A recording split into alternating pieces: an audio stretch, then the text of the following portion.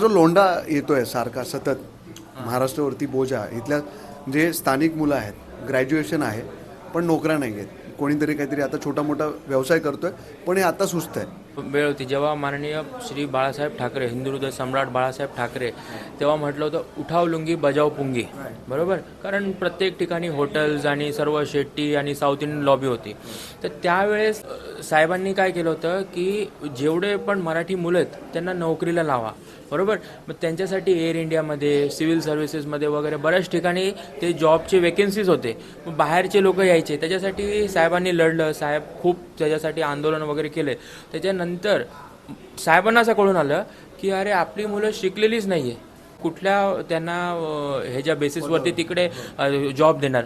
मग त्यावेळेस साहेबांनी खूप जोर दिलं होतं, आपल्या मराठी मुलांना सांगितलं होतं की शिका आणि शिक्षण करा, शिका आणि मग नोकरीला लागा पटापट. मग पण आता तो वेळ बदललाय, काळ बदललाय, झाला खरंच बस झाला. आता धंदा करा.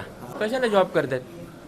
तुम्हाला असं वाटतंय धंदा करायला हिंमत पाहिजे, डेअरिंग पाहिजे, तर मला असं वाटतं की डेअरिंग जे आहे ते मराठी माणसाला शिकवायची गरज नाही.